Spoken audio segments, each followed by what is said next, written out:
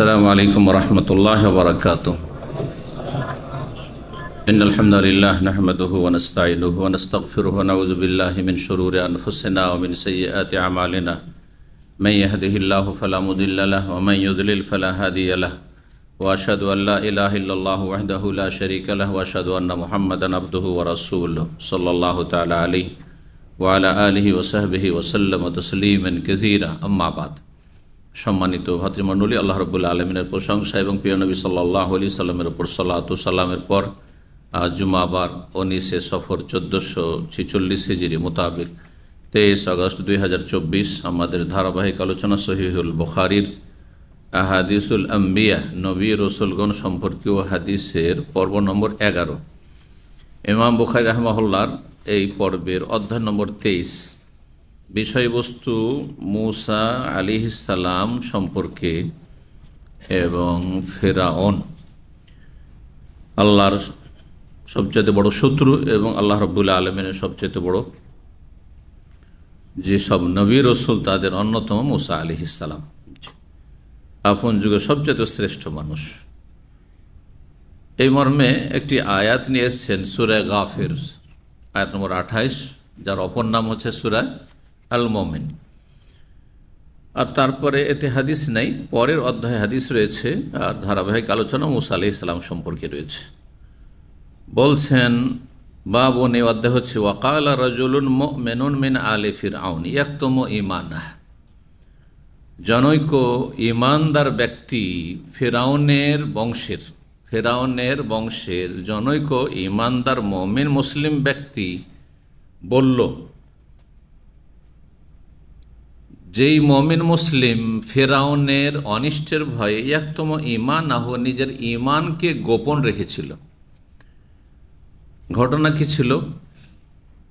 যে ফেরাউনের দরবারে যে মন্ত্রী পরিষদ রয়েছে তাদেরকে নিয়ে মিটিং হচ্ছিল চক্রান্তমূলক, যে মূসা সীমা লঙ্ঘন করেছে নাউযুবিল্লাহ, সুতরাং মূসাকে এখন হত্যা করতে হবে, মূসাকে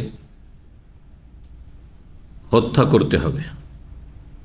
সেই সময় সবাই একমত, হ্যাঁ ঠিক আছে, কারণ নেতা যা বলছে তাই জনগণ যাদের স্বার্থ নেতার সাথে জড়িত রয়েছে, এটা হয়।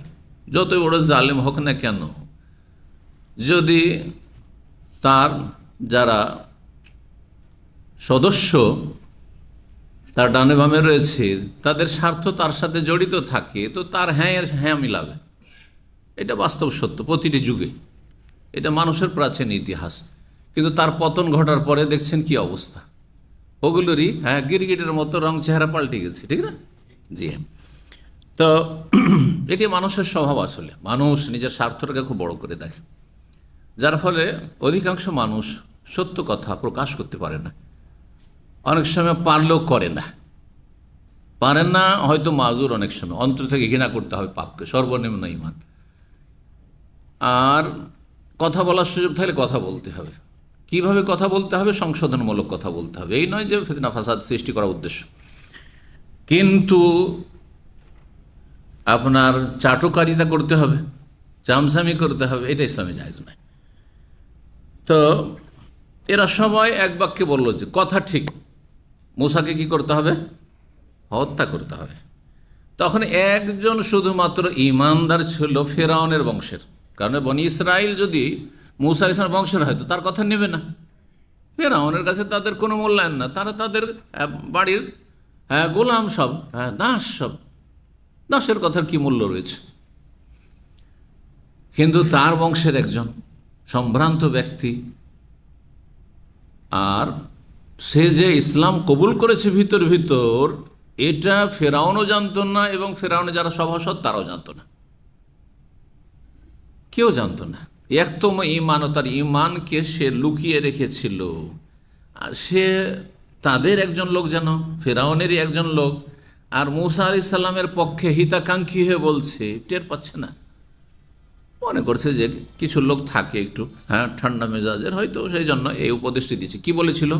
আতাকতুলুনা রাজুলান আন ইয়াকুলা রাব্বি আল্লাহ, এমন একজন ভালো মানুষকে তোমরা হত্যা করবে, খুন করবে, যার কোনো দোষ দেখতে পাচ্ছি না, তার চরিত্র খারাপ, হ্যাঁ সে ফাসাদ সৃষ্টি করছে, হ্যাঁ দেশে নাশকতামূলক কাজ করছে, কিছুই করে না, কোনো অপরাধ করে না, শুধু তার অপরাধ হচ্ছে যদি ধরে ইয়াকুল রব্বি আল্লাহ, সে বলছে রব হচ্ছে আমার আল্লাহ, হ্যাঁ আর সমস্ত আসমান জমিন আর এই উভয়ের মাঝে যত সৃষ্টি রয়েছে সব কিছুর রব হচ্ছেন আল্লাহ, এতে কোনো সন্দেহ নেই। ফেরাউনও কিন্তু রব কথাটি যে আমাদের দেশে আছে, কোরআনও আছে, আনা রব্বকুমুল আলা, ফেরাউন বলেছিল, ওর ব্যাখ্যা কিন্তু এটা নয় যে ফেরাউন দাবি করেছে যে আমি সৃষ্টিকর্তা, আমি সারা পৃথিবীর পালনকর্তা, না, সে মনে করতো যে মেশরের মানুষকে আমি তাদের খাবার দাবার রেশন দিচ্ছি, হ্যাঁ দেশের সমস্ত আর্থিক সমস্যার সমাধান আমি দিচ্ছি, দেশে নিরাপত্তা প্রতিষ্ঠা আমি রেখেছি, এবং দেশের ওপর আমার আদেশ নিষেধ, আমি যা ইচ্ছা তাই বলছি, যা ইচ্ছা তাই করছি, সেটা মানতে হচ্ছে দেশবাসীকে। সুতরাং আমি হচ্ছি তোমাদের মহান প্রভু, মানে তোমাদের মহান মালিক, মেশরের অধিপতি, মহান অধিপতি। এর তফসির কখনো এটা নয়, যদি এই তফসির কেউ করে সে আসলে কোরআন না, তফসির কারগণ সালাফ থেকে শুরু করে আজ পর্যন্ত যে তফসির সে বুঝিনি আসলে।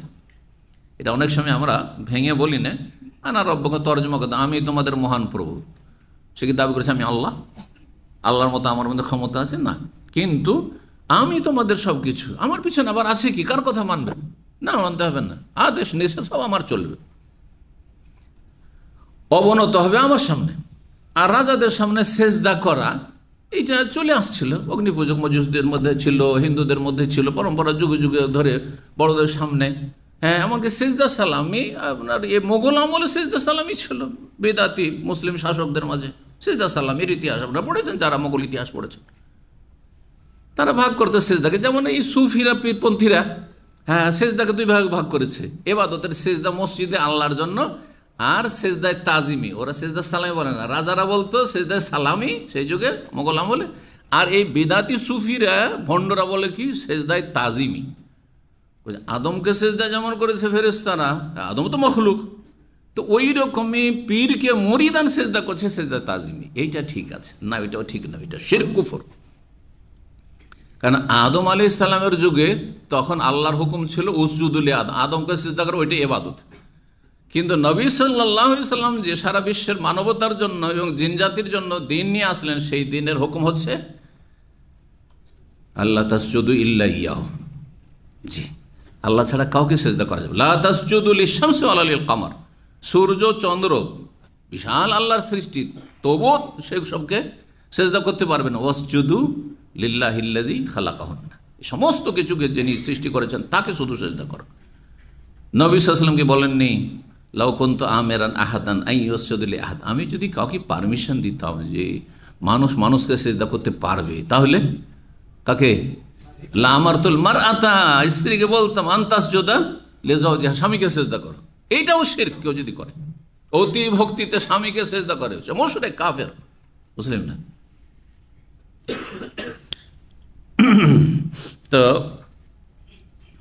এই ব্যক্তি ভিতর ইমান নিয়ে এসেছিল, সে নাসিহা করল, লোকটিকে কেন খুন করবে, কি বা অপরাধ করেছে, অপরাধ এতটুকু যে সে আল্লাহর কথা বলছে, আল্লাহর দিকে ডাকছে।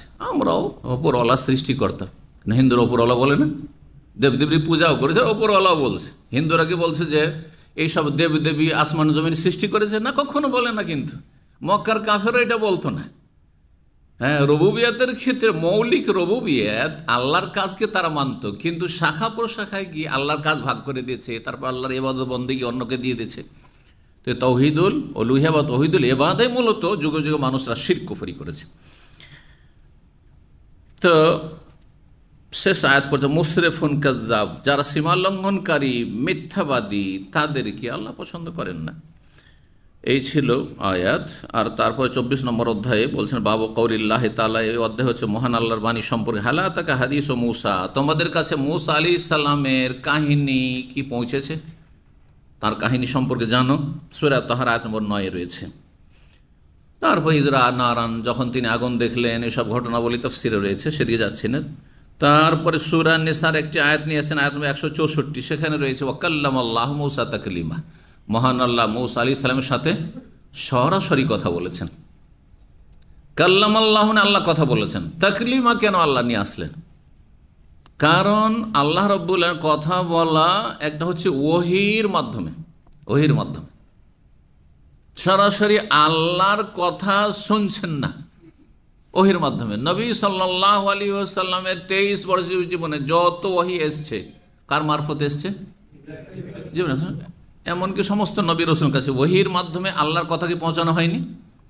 কোরআনের কথা হইলেও আল্লাহর কথা, রসুলের নবী সাল্লাল্লাহু আলাইহি ওয়াসাল্লামের হাদিসেও কোনো একটা মাসলায় সাহাবী জিজ্ঞাসা করলেন, হ্যাঁ, বা কেউ জিজ্ঞাসা করছেন, আর তারপর নবী নীরব হয়ে গেলেন, একটু অপেক্ষা করে ওহী চলে আসলো, আর তারপর ওহী আসো আইনা সায়েদ, জিজ্ঞাসাকারী কোথায়, তার বললেন। তো এগুলি আল্লাহর কথা পৌঁছিল না, কিন্তু ভায়া হয়ে পৌঁছিল, সেগুলিও আল্লাহর কথা। কিন্তু মূসা আলাইহিস সালামের সাথে যে আল্লাহ কথা বলেছেন তুর পাহাড়ে, সেটি ছিল সরাসরি, এই জন্য তাকলিমা, তাকিদ মফুলে মুতলাক নিয়ে আসা হয়েছে আরবি গ্রামারে। যথাযথ কথা বলা মানে সত্যিকার অর্থে কথা বলা, সরাসরি কথা বলা, যেভাবে অনুবাদ করেন না কেন। রাসূলুল্লাহ সাল্লাল্লাহু আলাইহি ওয়াসাল্লামের সাথে সরাসরি কথা বলেছেন না বলেনি আল্লাহ রাব্বুল আলামিন? কোথায়? সেটা একবার, সেটা হচ্ছে মেরাজে কথা বলেছেন। আর বাকি স্বপ্নে নবী সাল্লাল্লাহু আলাইহি ওয়াসাল্লামের সাথে কথা বলা আল্লাহর, তারপরে আপনার ওহীর মাধ্যমে কথা বলা, সেগুলো কথা বলা। জি, অনেকে আছে যাদেরকে জীবনে দেখেননি, কিন্তু আপনার ফ্রেন্ড লিস্টে আছে, আর মেসেঞ্জারে কথা বলছেন, কে ইউরোপ আমেরিকা আছে, কেউ জাপানে আছে, তাই না? আর তাদের সাথে কথা বলছে, দেখা দেখি হয়নি, কথা বলছে। জি, সরাসরি কথা নয়, মাধ্যমে। আর একটা হচ্ছে দেখা সাক্ষাৎ, মক্কা মদিনা এসছে, দেখা হয়ে গেছে, কথা বলছে। তো কাল্লাম আল্লাহ মূসা, তখন মূসা আলাইহিস সালামের সাথে আল্লাহ সরাসরি কথা বলেছেন। তো মূসা আলাইহিস সালামকে এই ফজিলত আল্লাহ দিয়েছেন, আর মুহাম্মদ রাসূলুল্লাহ সাল্লাল্লাহু আলাইহি ওয়াসাল্লামকে এই ফজিলত দিয়েছেন। অন্য আম্বিয়া রাসূলকে আল্লাহ এই ফজিলত দেননি। কোনো ফজিলতে কারো এগিয়ে থাকা, সেটা সার্বিক ক্ষেত্রে এগিয়ে থাকা নয়। কোনো একটা বৈশিষ্ট্য কেউ যদি এগিয়ে থাকে, সার্বিক দিক থেকে যিনি এগিয়ে আছেন তিনি হচ্ছেন সবচাইতে শ্রেষ্ঠ। তো সার্বিক দিক থেকে সমস্ত নবী রাসূলের মধ্যে যেসব বৈশিষ্ট্যগুলি ছিল, সেগুলি যদি নবী সাল্লাল্লাহু আলাইহি ওয়াসাল্লামের জীবনীর সাথে তুলনা করেন, তো দেখা যায় নবী সাল্লাল্লাহু আলাইহি ওয়াসাল্লামের জীবনীতে তার সবগুলি ছিল, সবগুলি ছিল। ইউসুফ আলাইহিস সালামের সৌন্দর্য যদি খুঁজেন, তাও ছিল, হ্যাঁ। আর মূসা আলাইহিস সালামের কথোপকথন যদি দেখেন, সেটাও ছিল। আর ইব্রাহিম আলাইহিস সালামের মতো অন্তরঙ্গ বন্ধুত্ব, হ্যাঁ, খলিলুল্লাহ হওয়া, সেটাও ছিল। ঈসা আলাইহিস সালাম, হ্যাঁ, কি আল্লাহ বৈশিষ্ট্য দিয়েছেন, কি, হ্যাঁ, অসাধারণ মুজিজা, সেটা হচ্ছে ইউহিল মাউতা, আল্লাহর হুকুমে মৃতকে জীবিত করা। জি, আর তারপরে ইউবরিউল আকমাহ ওয়াল আবরাস, শ্বেতরোগ, কুষ্ঠরোগীকে, হ্যাঁ, তারপরে মায়ের পেট থেকে অন্ধ আকমা, একটু হাত ফিরিয়ে দিলে রোগ ভালো হয়ে যেত বা দৃষ্টিশক্তি ফিরে আসতো। নবী সাল্লাল্লাহু আলাইহি সাল্লামকে এই ধরনের মুজিজা দেওয়া হয়েছে।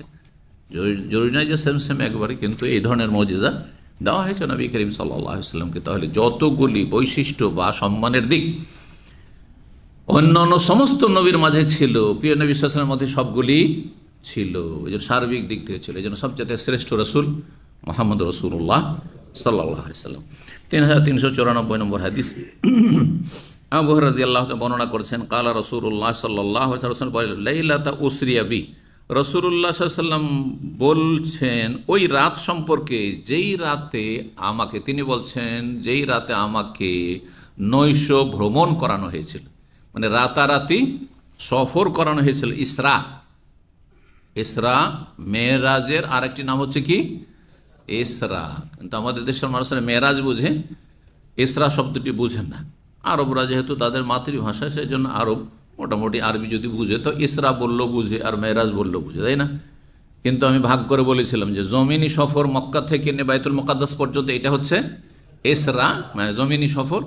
আর মেরাজ, আরাজে এরজ, মেরাজ মানে সিঁড়ি হয়, ওপরে উঠা, ঊর্ধ্ব গগনে উঠা, এটি হচ্ছে মেরাজ। তো আমাকে যেই রাতে ভ্রমণ করানো হয়েছিল, সেই রাত সম্পর্কে রাসূলুল্লাহ বলছেন, রাই তো মূসা, আমি বিভিন্ন দৃশ্য দেখলাম, নবীদেরকে দেখলাম, তো মূসা আলাইহিস সালামকেও দেখলাম।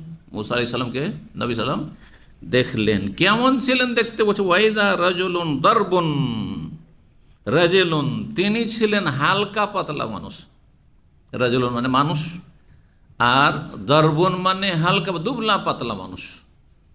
শরীর মোটা ছিল না, জি, যাতে শরীরে খফিফুল্লাহম, হালকা গোস্ত, একবারে মোটা হয়ে আছে আর ঢলে পড়ছে চামড়া, এরকম ছিলেন না, হালকা পাতলা মানুষ ছিলেন। দারুবন মানে রাজিলুন, রাজিল, হ্যাঁ, তারাজ্জুল মানে সিথি করা হয়। সিথি কিসে করে? হ্যাঁ, মাথার চুলে। আর রাজিল বলা হয় এমন ব্যক্তিকে যার চুলগুলি হচ্ছে সোজা, জি, রাজিল সোজা। কান নহমিন রেজালে সানুয়া, সানুয়া বংশ আরবদের মধ্যে দেখতে যেমন মনে হচ্ছিল দেখে যে সানুয়া বংশের কোন একজন ব্যক্তি, তিনি ওই বংশের চেহারার সাথে মিল আছে। দেখেন অনেক বাংলাভাষী আছে তাদেরকে দেখলে মনে হয় যে একবারে সেম সেম ফিলিপাইনি, না হয় ইন্দোনেশিয়া, তাই না? একবারে, জি। মধ্যে ইউনিভার্সিটিতে পড়তাম, তো এক ছেলে আসলো পড়ার জন্য বরিশাল থেকে, তো ওকে দেখে আমরা সবসময় ফিলিপাইনি বলতাম, বোঝা যেত না, লেবাস চেঞ্জ করলে ফিলিপাইনি। অনেকে আছে, অনেকে আছেন আরবি কিন্তু না বাঙালি, কিন্তু দেখে মনে হয় ইয়েমানির মতো বা সৌদির মতো মনে হয়, জি আছেন। আমাদের এই ভাইকে আমাদের ডাইরেক্টর একবার দেখেছে ইফতার ক্যাম্পে, কিন্তু বলছে আনতে ইয়েমানি, বলেছে না ইয়েমানি, খানিকটা মিল আছে, জি। অনেকে কালো মানুষ আছে আর তার সাথে মোচও রেখেছে, একবারে কেরালা না হয় শ্রীলঙ্কা, অথচ বাঙালি, তাই না? কারণ বাঙালি অধিকাংশ মোচ রাখে না। হ্যাঁ, আর কালো আছে, কেউ কালো আছে তো সাদাও আছে, আর অধিকাংশ আছে আপনার সামলা, কিন্তু কালো তো মিলে যাচ্ছে আর মোচেও মিলে যাচ্ছে, দুটো মিলে কি হয়ে যাচ্ছে? কেরালা হয়ে যাচ্ছে, জি। তো মুসা আলাইহিস সালাম এইরকম ছিলেন। ওরা তো ঈসা, মুসা আলাইহিস সালামের কথা যখন আসলো, সুবহানাল্লাহ, আমার ছাত্র জীবনে যখন খুব মেহনত করে একটা সময় পড়াশোনা করতাম, স্বপ্ন ছিল যে আমাকে লেখাপড়া করে আমাকে বড় হইতে হবে, এই একটা স্বপ্ন এক সময় আসলো জীবনে, যখন বুঝতে পারলাম পড়ার গুরুত্ব। আর কঠিন পরিশ্রম করে, কম্পিটিশনের যুগ ছিল, মদিনা আসতে হবে। সেই সময়টা সবসময় চিন্তা লাগা থাকে যে মদিনা কেমন করে যাব, আর যেতে হবে আমাকে, মোট কথা। তো একাধিক স্বপ্ন দেখেছিলাম, তার মধ্যে একটি স্বপ্ন মুসা আলাইহিস সালামকে দেখলাম। আমি দেখে কাউকে আজ পর্যন্ত এর স্বপ্নের বিবরণ জিজ্ঞাসা করিনি, কিন্তু আমার জীবনীটা যখন আমি এখন অধ্যয়ন করি, বেশ অনেক বছর থেকে, দাওয়াতি ময়দানে আল্লাহ যখন এগিয়ে যাওয়ার তৌফিক দিলেন, চিন্তা করলাম সুবহানাল্লাহ, আমার মুসা আলাইহিস সালামের সাথে মিল আছে। কারণ মুসা আলাইহিস সালাম প্রথম জীবনে তোতলা ছিলেন, ভাষা ক্লিয়ার ছিল না, এই জন্য যখন আল্লাহ হুকুম করলেন ফেরাউনের কাছে যেতে, তিনি সাহসী করছেন না। আল্লাহ আমি পারবো না, তুমি পারবে, যেতে হবে তোমাকে, তোমার সাথে দরখাস্ত। মুসা আলাইহিস সালাম করছেন, আল্লাহ আমি বুঝাইতে না পারলে আমার ভাইকে দেন সাথে, ও একটু বুঝাবে, ওর ভাষা ক্লিয়ার, হারুনের আছে না, নেই কোরআনে কারিমে ঘটনাগুলি। আচ্ছা, তারপরে সাহস হলো, পাশে এক ভাই আছে, দু ভাই মিলে যাচ্ছে, জবান সরে না, দোতলামি আছে, কথা স্পষ্ট হচ্ছে না। দোয়া আল্লাহ শিখা দোয়া করলেন রবের কাছে, রব্বি ইশরাহ লি সদরি ওয়া ইয়াসসির লি আমরি ওয়াহলুল উকদাতাম মিন লিসানি ইয়াফকাহু কওলি। আমি ছাত্র জীবনে যখন সাপ্তাহিক আমাদের আঞ্জুমান বলা হয়, বুঝেন, মাদ্রাসা পড়ার কেউ আছে, এই যে মাদ্রাসা পড়াগুলো আঞ্জুমান মানে ওই প্রতি বৃহস্পতিবারে বক্তব্যের ট্রেনিং, যেমন আপনারা এই জুমাবারে এখানে অনেক ভাইরা করছেন, এখানে বক্তব্য ট্রেনিং হতো। আমার কাছে সবচেয়ে কষ্টকর ওইটা ছিল, সবসময় পিস টান দিয়ে থাকার চেষ্টা করতাম, পারতাম না। এই 12-13 বছর বয়সে পারতাম না। আমার আব্বার বড় আশা, তো অসন্তুষ্ট হইত যে জুমার খুতবা দাঁড়ায় না, যখন জুমা, গ্রামে কোনো আলেম নেই, মৌলবি নেই, এলাকায় কিছুই নেই, সব মাদ্রাসা তালিব ইলম নেই আমার যুগে, একা গোটায় অঞ্চলে একটা ছাত্র, মাদ্রাসার ছাত্র আমি। সুবহানাল্লাহ, আপনাদের ইয়ের জন্য, উপদেশের জন্য বলছি, এতে খুব শিক্ষা আছে। কোন আমার এক চাচা আলেম অনেক দূরে চাকরি পেয়েছেন, ওই হাই স্কুলে, হ্যাঁ, আপনার আরবির মাস্টার, উনি চলে গেছেন। আমার এক দাদা ছিলেন, চাচু দাদা, উনিও হাই স্কুলে চাকরি, সে ডেকে ডেকে চাকরি, ও 200 কিলোমিটার দূরে উনি চাকরি করেন। গ্রামে ওই বংশে আমি তালেব ইলম হইলাম, মাদ্রাসা সব স্কুলে পড়ে, স্কুল ছেড়ে আসতে হলো বাধ্য হই, কেন বাপ পড়াবেন স্কুলে। তো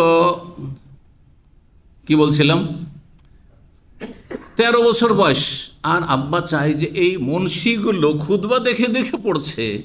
এমনকি আমার আব্বাও যে খুতবা পড়তেন দেখে দেখে, উনিও যেহেতু একটু সামান্য উর্দু জানতেন আর আরবি জানতেন, তো উনিও খুতবা দেখে পড়তেন, খুতবা দেখে সে পড়ছে, না হয় আর একজন খতিব সে পড়ছে।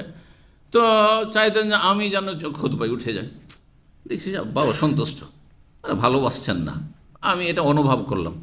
তারপরে একদিন একবার রাগ করে দাঁড়াইলাম যে আজকে জুমার খুতবা দিবই দিব, আগে গিয়ে হাজির। তার আগ পর্যন্ত আজান না হওয়া পর্যন্ত যেতাম না, যখন আজান হলো তখন মসজিদে ঢুকতাম, যাতে খতিব শুরু করে দেয়, আমাকে আবার উঠিয়ে না দেয় জবরদস্তি।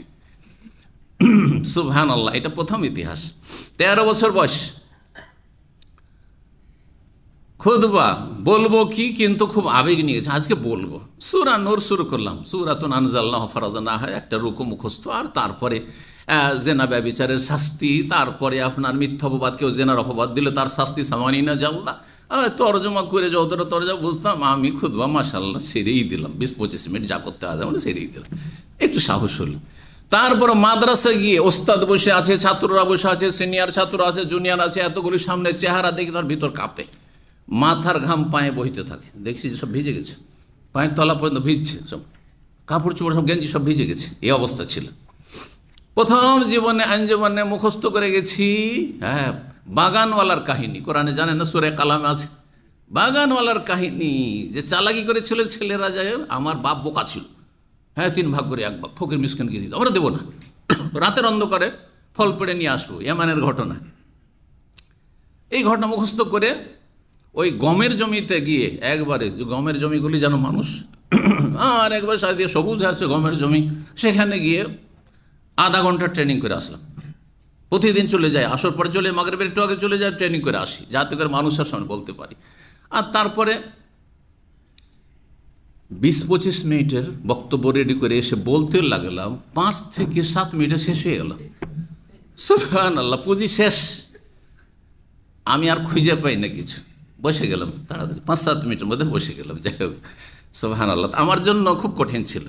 এমন কি মদিনা থেকেও লেখাপড়া করে গেছি, যদিও এই ময়দানে এই ভয়টা কেটে গেছিলো কিছুদিনের মধ্যে, কিন্তু তারপরে একটু পিছটান দিয়ে থাকতাম। আর আমার নিজের জীবনের মানে লক্ষ্য উদ্দেশ্য ছিল যে আমি ভালো একজন আলেম হব, শিক্ষক হব, মানে জ্ঞান হাসিল করব, কিন্তু বক্তা হব, আলোচক হব, দায়ী হব, এই রকম কথা কেউ শিখায়নি। কারণ আমাদের দেশে কিন্তু দাওয়াতি ময়দানে এগিয়ে যাওয়ার ইতিহাস এই 30 বছর।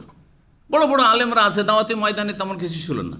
কিছু আছে বক্তা যারা ওয়াজ করে বেড়াচ্ছে, ইনকাম করে বেড়াচ্ছে, আর কিছু আলেম তো মাদ্রাসায় 50 বছর 60 বছর বোখারি পড়াচ্ছে, ওদের আমার দাওয়াতি ময়দানে কোনো অ্যাক্টিভিটিস তেমন না, এইরকমটা ছিল। কিন্তু আমাদের ওস্তাদের মধ্যে, ওস্তাদের যে উৎসাহিত করবে, এখন যেমন দাওয়াতি কাজে উৎসাহিত করার বেশ কিছু আলেমরা আছে, তখন ছিল না। তো যার ফলে আমি মদিনা থেকে গেছি ভালো শিক্ষক হিসাবে, যদিও মদিনা থেকে পাশ করার পরে 2 বছর দাওয়াতি ময়দানে কাজ করেছি, উর্দু বাংলা দুটি করতাম। কিন্তু একটা যে আগ্রহ থাকতে হবে, যেমন এখন, হ্যাঁ, যে দাওয়াতি কাজটা যেমন আমার এখন মজ্জাগত বিষয়, ফিতরাত করতে হবে, নাহলে বাঁচবো না, হ্যাঁ, পানি আর খাবারের মতো। তো ওই রকমটা মোটেই ছিল না, আগ্রহ ছিল না। জবান ওই যে ভয় ছিল, এটাতে মিল ছিল মুসা আলাইহিস সালামের সাথে, ভয় পেতাম। তারপরে জড়তা ছিল, জড়তা বুঝলেন তো, ভাষা জড়তা ছিল। সুবহানাল্লাহ, কোথায় যে গেল। ওস্তাদ যখন মন্তব্য লিখতো যে তার বক্তব্য কেমন, বক্তব্যে আপ ডাউন নেই, তো বক্তব্যে নেগেটিভ শুধু লিখতো, যে এইটা নেই তো ওইটা নেই, হাতটা নড়াই না। আর তারপরে বক্তার যেমন অ্যাক্টিং হাউস সেটা করে না, কারণ ওইসব খুবই লজ্জাশীল ছিলাম, চরম লজ্জা করতাম, খুব লজ্জাশীল ছিলাম। আর যারা বাজারের বক্তা তারা বেহায়া হয় একটু, ওই লজ্জা থাকলে বক্তা হইতে পারবে না। যদি মার্কেটের বক্তা, মানে মার্কেট ধরে রাখতে হয়, আর ভালো একটা ভিজিট 50,000 1 লাখ টাকা নেব, তাহলে ওকে নির্লজ্জ হইতে হবে। কথা বুঝতে পারছেন না? যা আসবে মুখে তাই বলে দেবে, এইরকম। তা আমরা তো আলহামদুলিল্লাহ এখন পর্যন্ত এরকমটা। কিন্তু আলহামদুলিল্লাহ যে এই যে দাওয়াতি ময়দানে এগিয়ে যাওয়াটা, ইতিহাস পরে দেখলাম স্বপ্নটা মিলছে মুসা আলাইহিস সালামের সাথে। মুসা আলাইহিস সালাম প্রথম যে ভয় করছিলেন, কেমন করে বলবো গিয়ে, তা আমি এত ভয় পেতাম যে আমার দ্বারা এই কাজ হবে না, আমার দ্বারা শিক্ষকতা হবে, 10টা-20টা ছেলে নিয়ে সামনে পড়ানো হবে, কিন্তু আমি মানুষের সামনে স্টেজে গিয়ে বলবো, এইটা আমার পক্ষে সম্ভব নয়।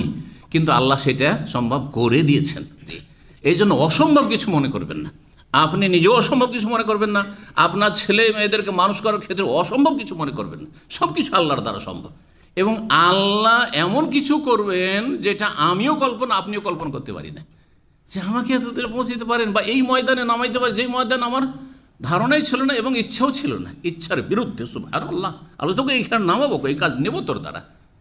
জি। তো মুসা আলাইহিস সালামকে স্বপ্ন দেখার তাবিরটা আমি নিজেই পড়ে পেলাম যে এটাই হচ্ছে তাবির। জি। তো সুবহান রায় তো ঈসা আলাইহিস সালামকে দেখলাম, ফাইজা হুয়া রাজুলুন রাবআতুন, দেখলাম যে তিনি হচ্ছেন মধ্যম সাইজের মানুষ। রাবআতুন মানে মাঝারি সাইজের, খুব লম্বাও না একেবারে আর খাটো বেটেও না। আহমার এবং লাল, মানে লাল সাদা ফর্সা একবার। পক্ষতের মুসা আলাইহিস সালাম না, মুসা আলাইহিস সালাম আদম, অন্য হাদিস আদম মানে তিনি একটু শ্যামলা সাদা ছিলেন, শ্যামলা সাদা ছিলেন। জি।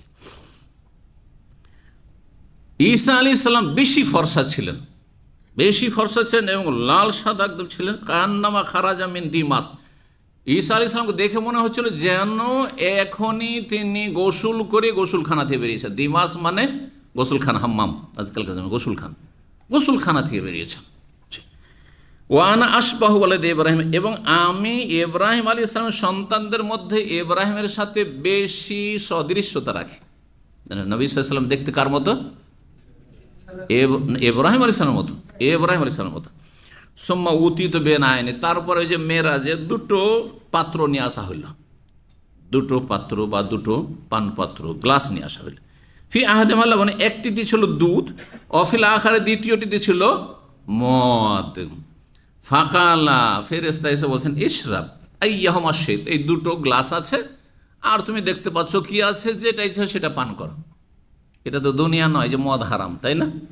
এটা হচ্ছে আলামুল আখেরা, রুহের জগৎ, আসমানি জগৎ। আসমানে দিন পালন আছে জমিনে, ঠিক কিনা? এই জন্য নবী সাল্লাল্লাহু আলাইহি সাল্লামকে দেখানো হচ্ছে সেখানে হালাল হারামের প্রশ্ন ওঠে না, কিন্তু তার কি রয়েছে সাইড এফেক্ট, যে পার্শ্ব প্রতিক্রিয়া, এটা অবশ্যই থাকতে পারে। সেটাই ছিল নবী সাল্লাল্লাহু আলাইহি সাল্লামকে যখন ইখতিয়ার দেওয়া হলো যে তুমি এটা পান করো না হয় ওইটা পান করো, একটা নাও। ফাআখাযতুল লাবানা, তখন আমি দুধটা নিয়ে নিলাম। ফাশারিবতু, আর পান করে নিলাম। ফাকিলা, তখন ফেরেশতার পক্ষ থেকে বলা হলো আখাযতাল ফিতরা, তুমি সঠিক প্রকৃতিকে গ্রহণ করেছ, মানে সুস্থ প্রকৃতি। মানুষের আসল প্রকৃতি কি? মানুষ মুসলিম হয়ে জন্মায়, কাফেরের ঘরেও যারা জন্মায় তারা কিন্তু মুসলিম হয়ে জন্মায়। তারপরে বাপ মা হিন্দু, সেজন্য হিন্দু বানিয়ে দিয়েছে। বাপ মা খ্রিস্টান বানে, বাপ মা ইহুদি, বাপ মা মজুসি বানিয়ে, বাপ মা নাস্তিক বানে, বাপ মা মাজার পূজারি, সেজন্য মাজার পূজারি বাড়িয়েছে। বিদাতি, সেজন্য বিদাতি বাড়িয়েছে। কুল্লু মাউলুদিন ইউলাদু আলাল ফিতরা, নবী সাল্লাল্লাহু আলাইহি ওয়াসাল্লাম। প্রতিটি শিশু জন্মায়, ভূমিষ্ঠ হয়, শুধু মুসলিমদের শিশু না, কাফের ঘরে শিশু জন্মায় আল ফিতরা, আল ফিতরাতুল ইসলাম। আর ইসলামটা হচ্ছে মানুষের প্রাকৃতিক দিন, যে মজ্জাগত দিন, মানুষের প্রকৃতির সাথে মিল আছে দিন ইসলামের, কারণ এটি হচ্ছে আল্লাহ প্রদত্ত দিন। যিনি আমাদের ফিতরাত, নেচার সৃষ্টি করেছেন, তিনি হচ্ছেন এই দিন নাজিলকারী, আল্লাহ এই বিধানের মালিক রব্বুল আলামিন, সুতরাং বিধানদাতা। এই জন্য দিন হচ্ছে, এই দিন ইসলাম হচ্ছে দিনুল ফিতরা।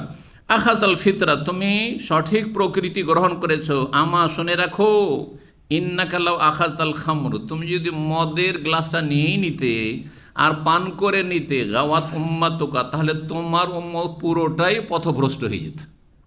এমনিতেও শতকরা 98 জন পথভ্রষ্ট, আর বাকি যে শতকরা 2টা বর্তমান যুগে আছে, এগুলো পথভ্রষ্ট, সবগুলি পথভ্রষ্ট হয়ে যেত। প্রথম যুগ থেকে, স্বর্ণ যুগ থেকে পথভ্রষ্ট হয়ে যেত। সুবহানাল্লাহ। বলছেন পার্শ্ব প্রতিক্রিয়া, তাই না?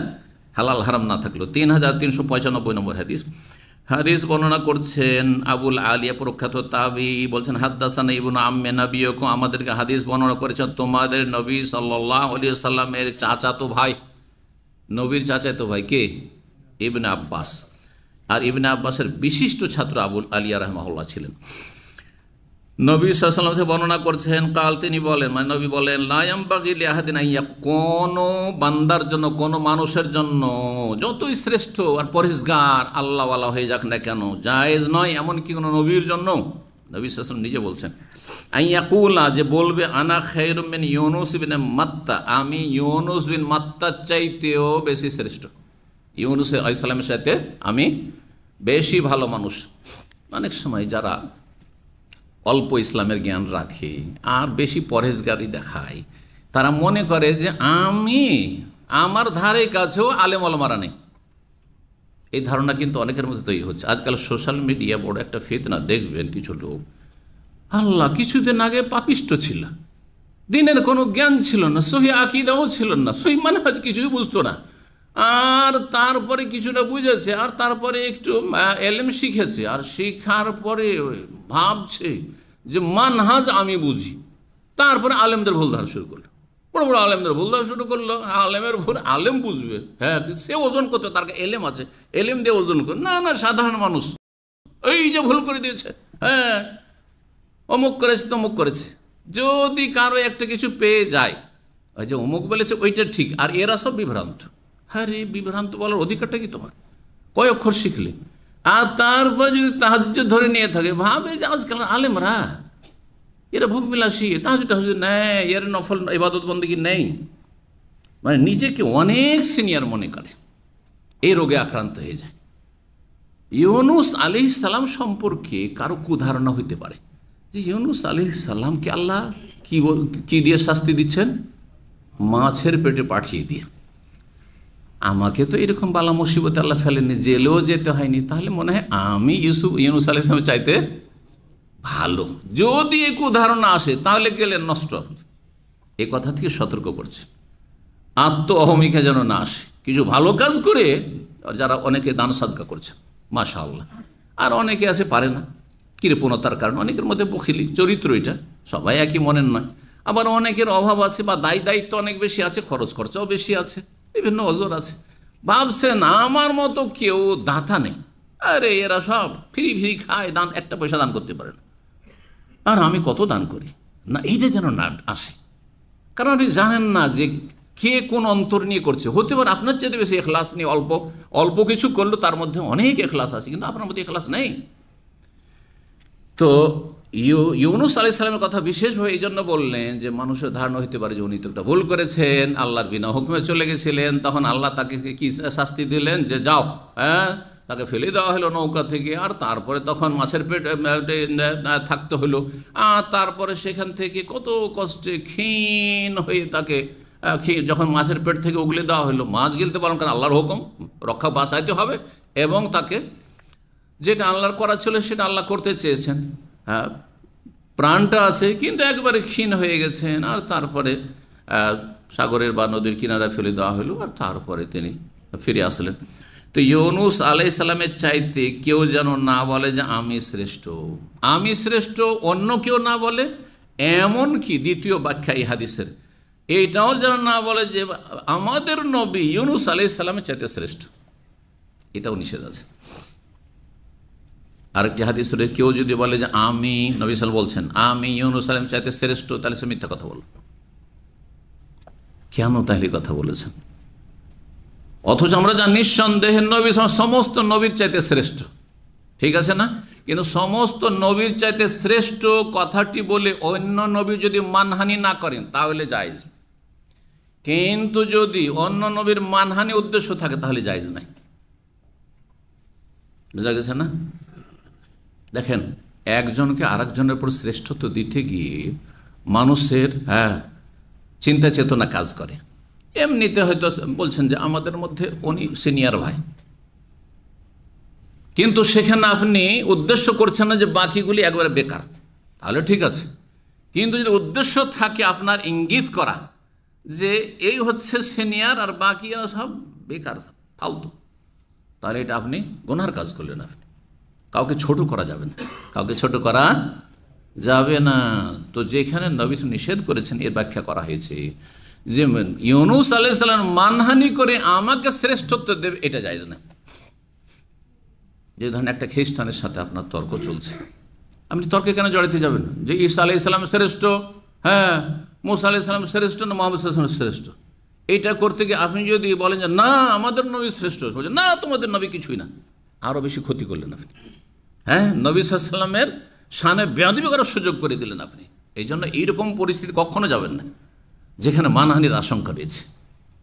আলেমদের মধ্যে তুলনা করতে গিয়ে আজকাল কিন্তু এরকমটা দেখা যায়। এমনি আপনি বলেন যে হ্যাঁ ওনার সার্বিক দিক থেকে অনেক খেদমত আছে, বা এলেমের ক্ষেত্রে দেখা যায় যে উনি সিনিয়র, যতটা আপনি বুঝছেন বলছেন, কিন্তু যদি মনে করেন যে বাংলার জমিনে শুধু উনি আছেন আর কেউ নেই, তাহলে আপনি মানহানি করলেন বাকি ওলামাদের। মোটেই জায়েজ না যে আপনি একজনকে বাড়াইতে গিয়ে বাকি লোককে খাটো করলেন, আপনি ছোট করলেন, এটা মোটেই জায়েজ নয়। এই শিক্ষা আমাদের আদব অবশ্যই শিখতে হবে। জি, কেউ কেউ বলেছেন নবী সাল্লাল্লাহু আলাইহি ওয়াসাল্লাম যখন নিষেধ করেছিলেন সাহাবায়ে কেরামদেরকে যে আমাকে ইউনুস আলাইহিস সালাম চাইতে শ্রেষ্ঠ বলিও না, তখন পর্যন্ত নবীকে জানানো হয়নি যে তুমি সমস্ত নবীদের মধ্যে শ্রেষ্ঠ। সৈয়দুল আম্বিয়া, সৈয়দুল মুরসালিন, হ্যাঁ, আনা সৈয়দ ওয়ালাদ আদম, এই হাদিসগুলি জানানো হয়নি তাহলে নবী সাল্লাল্লাহু আলাইহি ওয়াসাল্লাম? এটাও হতে পারে যে প্রথম দিকে বলেছেন, এসব ব্যাখ্যা করা হয়েছে। যাই হোক, কিন্তু নবী সাল্লাল্লাহু আলাইহি ওয়াসাল্লাম নিঃসন্দেহে সমস্ত আম্বিয়া রাসূল চাইতে শ্রেষ্ঠ। 3396 নম্বর হাদিস। এখানে আরেকটি কথা বলি, অনেকে আকীদার ক্ষেত্রে বড় বিভ্রান্ত, যার ফলে দেখা যাচ্ছে, দেখেন যারা সুফি তারা ইমাম আবু হানিফা, শাফি, মালিক, আহমদকে আল্লাহর ওলি কোনোদিন শুনবেন না তাদের মুখে। এটা শুনবেন আমরা কোরআন সুন্নাহর অনুসারী তাদের মুখে শুনি, ইমাম আবু হানিফা, শাফি, মালিক, আহমদ, ইমাম বুখারী সবাই আল্লাহর ওলি। আরে আমরাও তো আল্লাহর ওলি, প্রত্যেক মুমিন মুসলিম আল্লাহর ওলি, যার মধ্যে ঈমান তাকওয়া যত বেশি সে তত আল্লাহর বড় ওলি, ঠিক না? কিন্তু সুফিদের কাছে শুনবেন যে সৈয়দুল আউলিয়ার সবচেয়ে বড় ওলি, আর তারপরে গৌস আর কত গৌসুল আজম কে শিরিক করে ফেললো। আব্দুল কাদের জিলানী একজন হাম্বলি ইমাম আলেম, ইমাম আহমদ বিন হাম্বলের ফিকর ক্ষেত্রে মুখাল্লিদ, তাকে আপনি সবার উপরে উঠিয়ে দিয়ে এমনকি নবী রাসূলের উপরে উঠিয়ে দেওয়া হয়েছে, তাদের কিতাবে নেই। হ্যাঁ, নাউজুবিল্লাহ, আল্লাহর হাত ধরে নাকি আব্দুল কাদের জিলানী হাঁটছে, আর আল্লাহ আবার কি হয়েছে নাউজুবিল্লাহ পিছলে হোঁচট খাচ্ছেন, তখন আব্দুল কাদের জিলানী ধরে থামিয়ে দিয়েছে। এসব কথা নাউজুবিল্লাহ, এত বড় কুফরি কথা আছে সুফিদের কিতাবে, হিন্দুদের কিতাবে নয়, ইহুদি খ্রিস্টানদের পুস্তকে নয়। এই হচ্ছে সুফিদের ইসলাম। জি, এই জন্য আমাদের সমাজে দেখেন আম্বিয়া রসুলগণের চাইতে যাদেরকে তা কথিত ওলি, বায়েজিদ বোস্তামি, যার শিরকি কুফরি আকীদা, বায়েজিদ বোস্তামি, তিনি এই করতেন সেই করতেন, নবী রসুল কোথায়? অনেক পিছন, অনেক পিছন। কত বড় অপরাধী এরা তাহলে আকীদার ক্ষেত্রে। জি, তো আসলে মানুষের অজ্ঞতার কারণে, আর এই অজ্ঞতা থেকে সতর্ক করার জন্য নবী সাল্লাল্লাহু আলাইহি ওয়াসাল্লাম বলেছেন যে নবীরাকে তিলকার রসুল, আল্লাহ কোরআন বলছেন তিলকার রসুল, 3 পারার প্রথম আয়াত, ফাদ্দালনা বাদাম হালাবাদ, এই সমস্ত নবী রসুলকে আমি একজনকে আরেকজনের উপর ফজিলত শ্রেষ্ঠত্ব দিয়েছি, সবাই একই মর্যাদার নয়, এটা আল্লাহ ঘোষণা করেছেন। ফাদ্দালনা বাদাম হালাবাদ, মানুষকে যেমন শ্রেষ্ঠত্ব সবাই একই রকম মানুষ এখানে নয়, ঠিকই তেমনি নবী রসুলগণের মধ্যে শ্রেষ্ঠত্ব পার্থক্য রয়েছে, কিন্তু আপনি কারো মানহানি করে শ্রেষ্ঠত্ব দিতে পারেন না। আমার দলের অমুকের তুলনায় কিছুই নাই, এসব আলেমরা কিছুই না, তাইলে আপনি ক্ষতি করলেন, আপনি হারাম নাজাইজ কাজ করলেন। তবে সবার শ্রদ্ধা সম্মান বহাল রেখে যদি কাউকে ফজিলত দেন তাহলে তাতে কোনো দোষ নেই। 3396 নম্বর হাদিস। আর ওখানে আরেকটি কথা, ইউনুস বিন মাত্তা, ইউনুস বিন মাত্তা, মাত্তার ছেলে, তাহলে ইউনুস আলাইহিস সালামের বাপের নাম কি ছিল? মাত্তা ছিল। নাসাবহিল আবিহি, বলছেন বর্ণনাকারী যে তাকে তার বাপের সাথে সম্পৃক্ত করেছেন, বাপের সাথে আর বাপের সাথে সম্পৃক্ত করে মানুষ বিবাহিত হোক, বিবাহিতা হোক আর অবিবাহিতা হোক, সবাইকে কার সাথে সম্পৃক্ত করতে হবে? বাপ মায়ের সাথেও নয় পশ্চিমাদের মতো, আর স্বামীর সাথেও নয় ইহুদি নাসারাদের মতো। কারণ আমাদের মুসলিম সমাজ ইহুদি নাসারার গোলামি করতে গিয়ে বিভিন্ন ক্ষেত্রে গোলামি, তার মধ্যে একটি হচ্ছে বিয়ে হয়ে গেলে তখন স্বামীর সাথে ও মেয়েও মনে করে যে আমাকে এখন আর বাপের নাম বলা চলবে না, তখন কি হয়ে গেল? হাসিনা ওয়াজেদ হয়ে গেল, খালেদা জিয়া হয়ে গেল। হারাম এটি বলা, হারাম বলা। এইভাবে নামটা এই জন্যই নিলাম, বাধ্যই নিতে হইল, কারণ না হলে বুঝবেন না, বুঝবেন না। জি, তো মোটেই জায়েজ না এটা। যারা এগুলো করেছে তারা গুনার কাজ, অপরাধ করেছে, তার সব জায়েজ না। বাপের সাথে সম্পৃক্ত করতে হবে। বাপ, জি, ওহম লে আবাই, কোরআনের হুকুম, সূরা পড়ে দেখুন, সূরা আহজাব, আল্লাহ ওহম লে আবাই, বাপের নাম ধরে ডাকো, যে অমুকের ছেলে অমুক, মায়ের নামে চলবে না। পশ্চিমা দেশে যেহেতু ব্যভিচারে ছড়াছড়ি আর জারুস সন্তানের ছড়াছড়ি, বাপেরই হদিস নেই অধিকাংশ ছেলে মেয়েদের, সুতরাং মায়ের সাথে সম্পৃক্ত করতে হচ্ছে। মুসলিমই কি সেই রকম নাকি? মোটেই না। হ্যাঁ, যার বাপের পরিচয় নেই, জারুস সন্তান, তাকে তখন মায়ের সাথে সম্পৃক্ত করবেন, তখন মায়ের সাথে সম্পৃক্ত করবেন। জি, নবী সাল্লাল্লাহু আলাইহি সাল্লাম উল্লেখ করলেন লাইলাত উসরিয়া বিহি, ওই রাতের কথা যেই রাতে তাকে ভ্রমণ করানো হয়েছিল আকাশপথের। ফাকালা মূসা আদাম তোয়ালন, মূসা ছিলেন কি লম্বা দেহি, তোয়াল তউইল থেকে, তউইলের বহু বচন।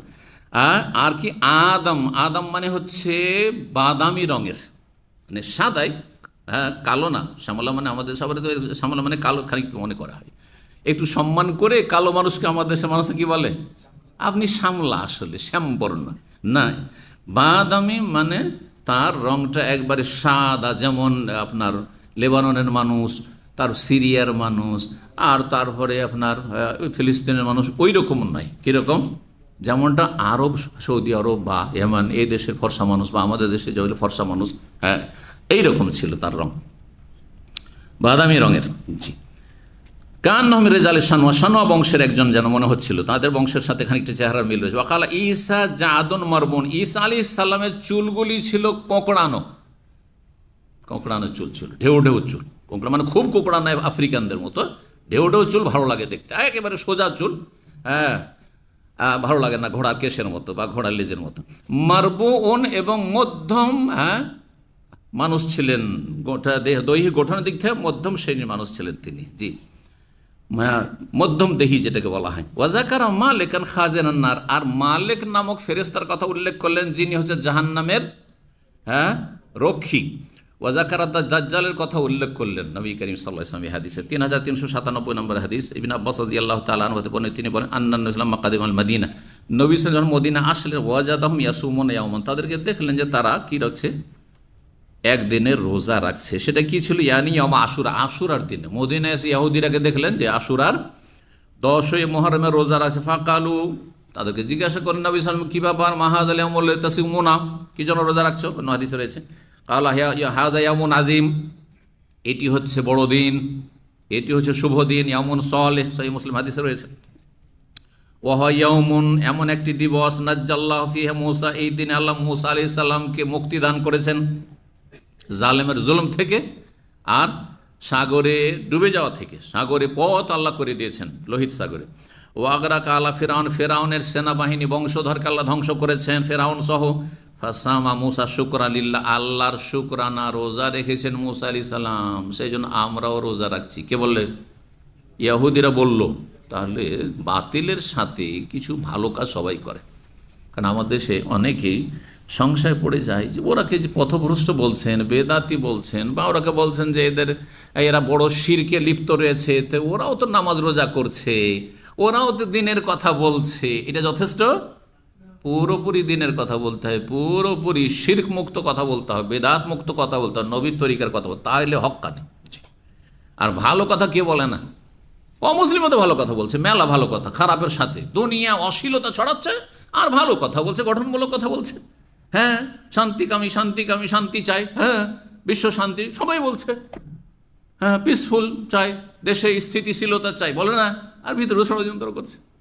হ্যাঁ আমরা দেখতে চাই বাংলাদেশকে কি, হ্যাঁ একটা স্থিতিশীল দেশ দেখতে চাই, একটা সমৃদ্ধ দেশ দেখতে চাই, আর ভিতরে শিকড়ও কাটছে, সবই করছে। আবার বলে সুনাম করবেন শুধু, না না না, সতর্ক সাবধান থাকতে হবে শত্রু থেকে।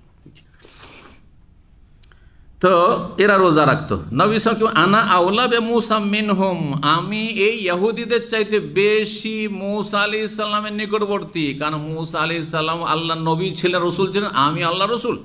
মূসা আলাইহিস 70 দিনের অনুসারী ছিলেন, মুসলিম ছিলেন, আমিও মুসলিম, আউয়ালুল মুসলিমিন এই যুগে। সুতরাং আমরা মূসা আলাইহিস সালামের অনুসরণ করে কি করব, শুকরানা সিয়াম ফাসাম, এটি হচ্ছে শুকরানা রোজা, শোকের রোজা নয়। যে শোকের রোজা রাখবে, যে হুসেন আলাইহিস সালাম শহীদ হয়েছিলেন, বেদাতি সে।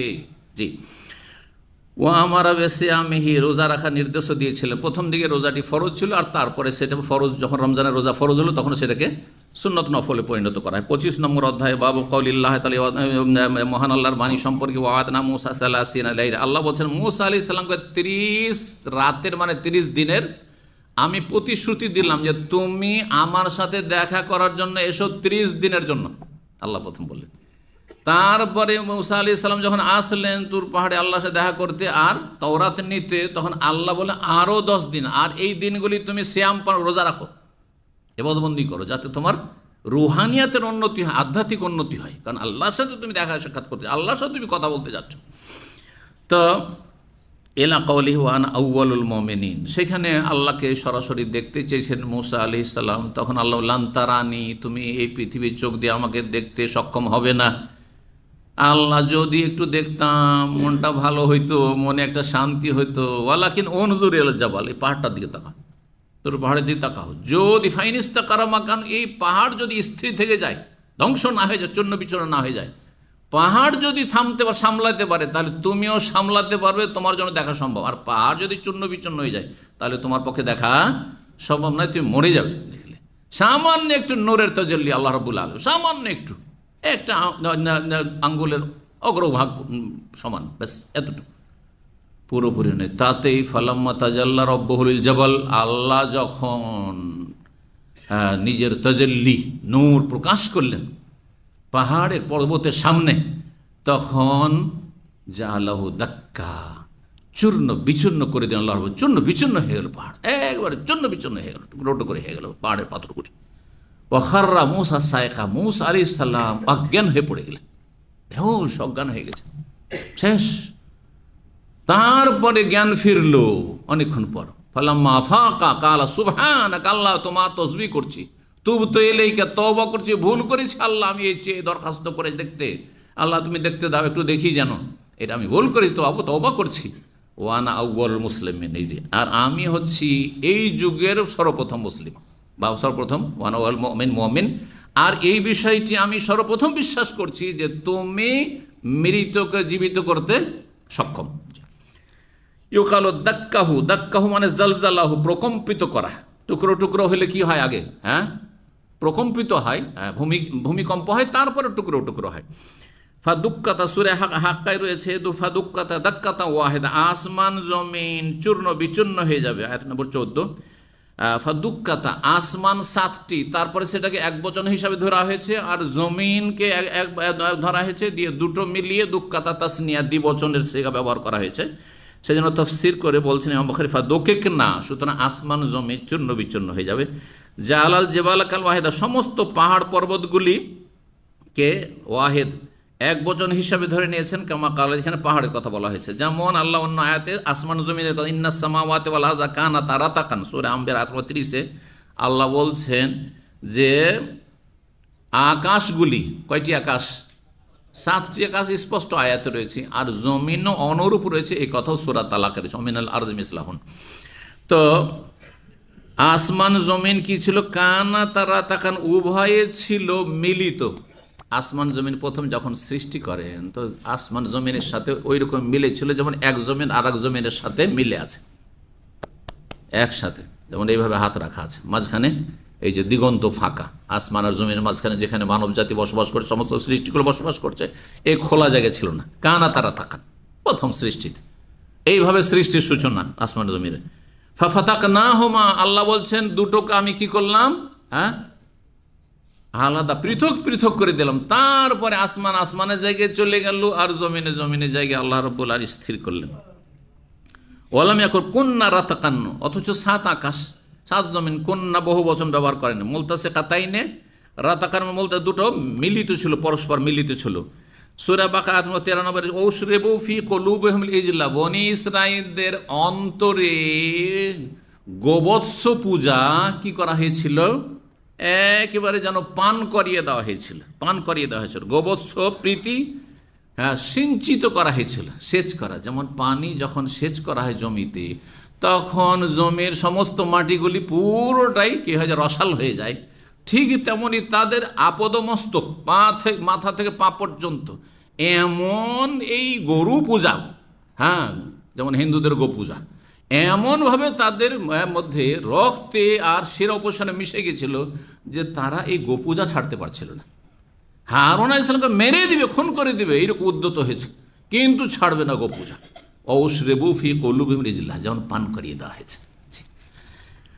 এইরকম মানুষ যখন কট্টর হয়ে যায়, দেখেন না, গোমাতা গোমাতা হিন্দুদের, অথচ লুকিয়ে লুকিয়ে গরুর গোস্ত খাচ্ছে ওরা।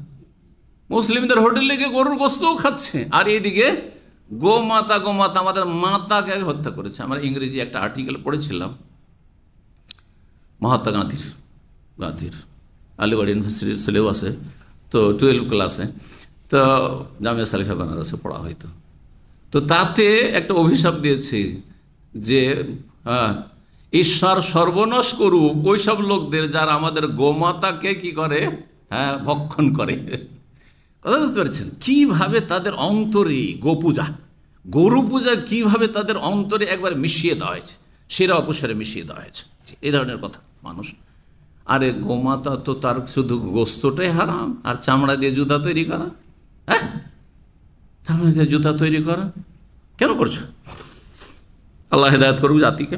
মানুষ যখন অন্ধ হয়ে যায়, দলিলের দিক নির্দেশনা নেয় না, আসমানি গাইডলাইন ফলো করে না, তখন মানুষ একবার অধম হয়ে যায়।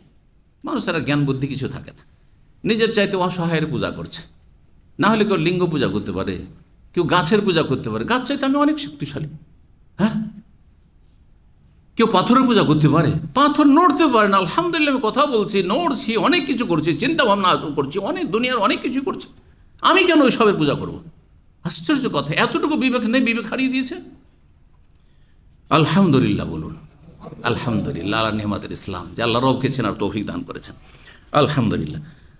আরবরা বলে সবুন মোশাররাবুন, রঙিন কাপড়কে। কারণ একটা কাপড় যখন বা সুতাগুলি সাদা থাকে আর তারপরে সেটাকে রঙানো হয়, তখন প্রত্যেকটা অংশে রং কি হয়ে যায়, সিঞ্চিত হয়ে যায়, আর তারপরে রঙিন, তখন বলা হয় রঙিন কাপড়, তখন বলা হয় রঙিন কাপড়। ইবনে আব্বাস ইমবাজাসাত, কোরআন আছে ইমবাজাসাত ইসনাতা আশরাত, 12টি ঝর্ণা প্রবাহিত, ইনফাজারাত মানে ফুটে পড়েছিল, জি বিদীর্ণ হয়েছিল। ওয়াইজ নাতাকনাল জবাল, নাতাকা মানে রাফানা, আমি যখন পাহাড়কে উঠিয়েছিলাম। আল্লাহ রাব্বুল আলামিন তওরাতের বিধান নাজল করে, তওরাত নাজল করলেন মুসা আলাইহিস সালামের, তওরাত নিয়ে আসলেন।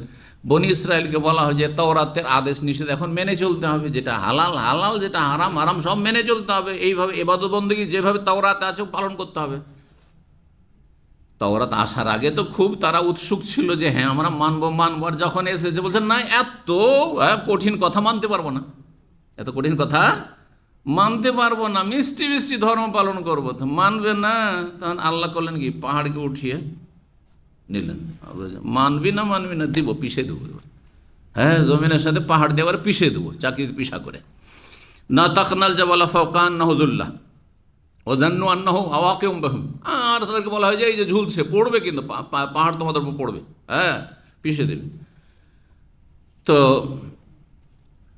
এই ছিল আয়াত, যে আয়াতের অংশ সূরা আরাফ 171 নম্বরে রয়েছে। 3398 নম্বর হাদিস মনে করছে আবু সাঈদ খুদরি রাদিয়াল্লাহু তাআলা আনহু, নবী সাল্লাল্লাহু আলাইহি ওয়াসাল্লাম বলেন, আন-নাসু ইয়াসআকুনা ইয়াউমাল কিয়ামা, কিয়ামতের দিনে যখন কিয়ামত হবে, পৃথিবী ধ্বংস হবে, তখন সিংহায় ফুঁক দেওয়া হবে। কয়টি সিংহায় ফুঁক দেওয়া হবে? 3টি। কেউ আছে আর যারা বলবে 2টি? আছে কেউ? নাই, 3টি। একদল ওলামা বলছেন, আর একদল বলছেন 2টি, কারণ সূরা জুমারে 2টির কথা রয়েছে। নফিখা ফিস সূরি ফাসাইকা মান ফিস সামাওয়াতি ওয়া মান ফিল আরদি ইল্লা মা শাআল্লাহ সুম্মা নফিখা ফিহি উখরা ফাইদাহুম কিয়ামুন ইয়ানজুরুন। একটা সিংহে ফুঁক দেওয়া হবে যাতে আসমান জমিনে যে কেউ আছে, যা কিছু আছে, সব কিছু কি হয়ে যাবে, অজ্ঞান হয়ে যাবে, ফাসাইকা, এবং অজ্ঞান হয়ে মারা যাবে, অজ্ঞান হয়ে মারা যাবে। এখানে মরণের কথা নাই, কিন্তু এক অজ্ঞান হয়ে, অজ্ঞান মানে আর জ্ঞান ফিরল না, শেষ। সুম্মা নফিখা ফিহি উখরা, দ্বিতীয় যখন ফুৎকার দেবেন ইসরাফিল আলাইহিস সালাম, হাদিসে রয়েছে, তখন ফাইদাহুম কিয়ামুন ইয়ানজুরুন, সব এই মৃতগুলো যে সব মরে গেছে, সব শেষ হয়ে গেছে, আর যত কবরস্থ হয়েছে যুগ যুগ ধরে আদম আলাইহিস সালাম থেকে শুরু করে মাটির তলায়, সব উঠিয়ে দাঁড়াবে, সবাই দেখবি সব কোথায় যাচ্ছে, সব কোথায়, এই হাসরের মাঠ কায়েম হয়ে গেছে, দৌড় দিবে সব আপন আপন জায়গাতে হাসরের মাঠে। তো দুটোর কথা রয়েছে। 3টি কোথা থেকে আসলো? আর একটি সূরাতে যখন নফিখা ফিস সূর, সিংহায় ফুঁক দেওয়া, ফাফাজিয়া মান ফিস সামাওয়াত, আসমান জমিনে যে কেউ আছে সবাই কি হয়ে যাবে, ঘাবড়িয়ে যাবে, ভীত সন্ত্রস্ত হয়ে যাবে। হলো কি এটা? তাহলে এটা আরো আগে, বেহুশ হওয়ার আগে, অজ্ঞান হওয়ার আগে, তাহলে তাই না? যারা এইভাবে ব্যাখ্যা করেছে অজ্ঞান হওয়ার আগে, হলো কি তার মানে এখন হুঁশ আছে, ঘাবড়িয়ে গেছেন, উদ্বিগ্ন, হতভম্ব, কি হইলটা কি? অথচ সবাই হাদিসে যেমন এসছে, সবাই কিন্তু সকালবেলা মাঠে ঘাটে যারা কৃষিকাজ করে কৃষিকাজে বেরিয়েছে, যারা ব্যবসা বাণিজ্যে, যারা চাকরিজীবী তারা চাকরি করার জন্য সকাল সকাল ভোরে ডিউটির জন্য বেরিয়েছে। বিভিন্নভাবে যে যেমনভাবে যায় সে যাচ্ছে, আর হঠাৎ করে খেয়াল করেনি সূর্যের দিকে, যে সূর্য কোন দিকে সূর্য উঠছে, পশ্চিম দিয়ে সূর্য উঠেছে, সিংহায় ফুৎকার, আসমান জমিন সব কিছু ঘাবড়িয়ে যাবে। ফাফা যেমন ফিসামাওয়াত, যারা বলেছেন এই তিনটি, এই দুই আয়াত মিলিয়ে তিনটি সিংহাই ফুক, আর তার বলছেন তিনটি, আর একদল বলছেন না দুইটি, যেহেতু সূরা জুমারে বিস্তারিত দুটির কথা রয়েছে। আর যেটা ওই অজ্ঞান হওয়ার যেটি সিংহায় ফুৎকার, সেটা হচ্ছে ভীত সন্ত্রস্ত হওয়ার ফুৎকার। ভীত সন্ত্রস্ত হবে আর তারপর অজ্ঞান হয়ে যাবে। মানুষ যখন খুবই বেশি ভীত সন্ত্রস্ত ভয় পায়, তখন মানুষ সেন্সলেস হয়ে যাবে, অজ্ঞান হয়। অজ্ঞান হওয়ার পরে একটা স্তরে গিয়ে মানুষ মারাও যায়, তখন রুহ বেরিয়ে যায়, সেটা হবে। আর দ্বিতীয় হচ্ছে যে ওঠানো হবে। এই জন্য এই বিষয়ে চূড়ান্ত সিদ্ধান্ত মুশকিল, তিনটিও হইতে পারে আবার দুইটিও হইতে পারে, আল্লাহ তাআলা আলম। যাই হোক, বলছেন যে কিয়ামতের দিনে মানুষরা কি হবে, অজ্ঞান হয়ে পড়বে। ফাকুন, তারপরে যে হুঁশ ফিরবে, তারপর ফাকুন আউয়াল মাইয়ুফিক, আমি সর্বপ্রথম জ্ঞানে ফিরব, হ্যাঁ, সজ্ঞানে আসব। নবী সাল্লাল্লাহু আলাইহি ওয়াসাল্লামের জ্ঞান প্রথম ফিরবে, হুঁশ আসবে। ফাইজা আনা, দেখ বলছি ফাইজা আনা বে মুসা, আমি দেখছি যে মুসা আলাইহিস সালামকে আমার আগেই, তাহলে কারণ তাকে দেখছি, আমার হুঁশ আসতে দেখছি, আমার সামনে কে, মুসা আলাইহিস সালাম। আখিযুন বিকায়মাতি মিন কাওয়াইমিল আরশে, আরশের খুঁটি সমূহের একটি খুঁটি ধরে আছেন তিনি, আরশের খুঁটি ধরে আছেন, আরশের স্তম্ভ ধরে আছেন। ফাইদা নবী মুসা আখিযুন বিকায়মাতি মিন কাওয়াইমিল আরশে ফালা আদরি, বলছেন যে এইভাবে যে দেখবো আমি হাসর মাঠে, নবী সাল্লাল্লাহু ওহীর মাধ্যমে না বলছেন, আল্লাহ এইভাবে জানিয়েছেন, আমি এখন বুঝতে পারছি না। আফাকা কাবলি, যে মুসা আলাইহিস সালাম আমার আগেই, হ্যাঁ, সজ্ঞানে ফিরেছেন। আমজুজিয়া বিসাকাতি তুর, নাকি তিনি অজ্ঞানী হননি, কারণ তিনি অলরেডি একবার অজ্ঞান হয়ে গেছেন। কোথায়? ওই তুর পর্বতে যখন আল্লাহকে দেখতে চেয়েছিলেন, হ্যাঁ, ফাখাররা মুসা সাইকা, মুসা আলাইহিস সালাম আছাড় খেয়ে পড়লেন অজ্ঞান হয়ে। তো ওই যে একবার আল্লাহ অজ্ঞান করেছেন, সেই জন্য আবার অজ্ঞান হয়তো করেননি, এইটাও হইতে পারে। নবী সাল্লাল্লাহু আলাইহি ওয়াসাল্লাম এটি ধারণা যে হয় তিনি বেহুশি হননি, আর না হলে বেহুশ হলে আমার আগে তার হুঁশ ফিরে এসছে, আর তিনি এসে আরশের খুঁটি ধরে আল্লাহর শরণাপন্ন, আল্লাহর কাছে আশ্রয় নিয়েছেন। 3399 নম্বর হাদিস, আবু হুরায়রা রাদিয়াল্লাহু তাআলা বর্ণিত, তিনি বলছেন নবী সাল্লাল্লাহু আলাইহি ওয়াসাল্লাম বলেন, লাউলা বানু ইসরাঈল লাম ইয়াখনিজিল্লাহ, বনি ইসরাঈল এই জাতি যদি অবাধ্য জাতি না আসতো, অবাধ্য তো সবার মধ্যে রয়েছে, কিন্তু এদের মধ্যে অবাধ্যতাটা আরও বেশি ছিল, সীমালঙ্ঘন অনেক বেশি ছিল।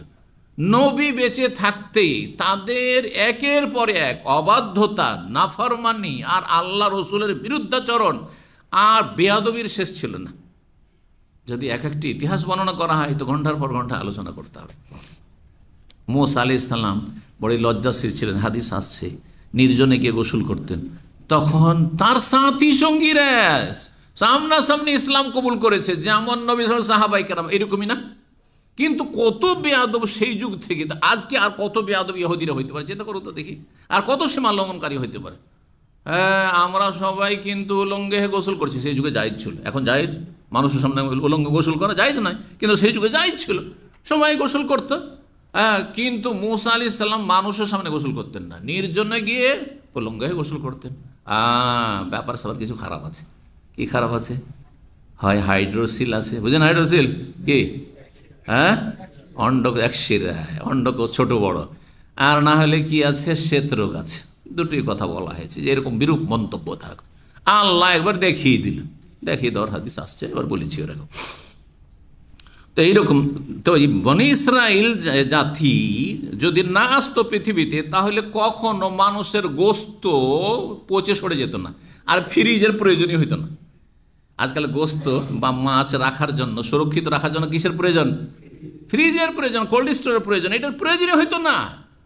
মানে তার আগ পর্যন্ত, বনি ইসরাইল আগ পর্যন্ত তাহলে কি হইতো না, গোস্ত সরে পচে যেত না। কেন এই আযাব আল্লাহ শাস্তি দিলেন মানব জাতির ওপর? এদের বদমাইশির কারণে।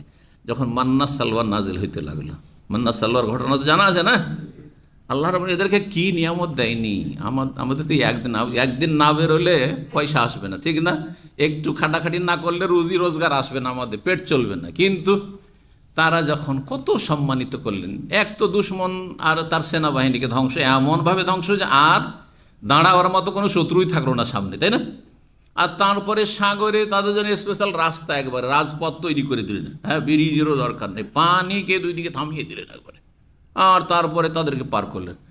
আসলেন খোলা মাঠে, বাড়ি নেই, ঘর নেই, এই রোদরে বাঁচবেন কি করে? তখন আল্লাহ মেঘমালা দিয়ে ছায়ের ব্যবস্থা করলেন। মেঘ দিয়ে ওয়াজাল্লাল্লাহু আলাইহিল গামামা ওয়া আনজালনা আলাইহিল মান্না ওয়াসসালওয়া, মান্না খাবার। এখানে এসে নতুন জায়গায় কোথায় খাবার, হ্যাঁ কোথায় কি করব না করব, আচ্ছা চাষাবাদ করলে তো সময় লাগবে, হ্যাঁ এখানে তার বসে নেই যে হাট বাজার আছে চলো কিনে নিয়ে চলে আসি। তিহের ময়দান, খোলা ময়দান, মরুভূমি আর মরুভূমি, কিছুই নেই, জনহীন এলাকা।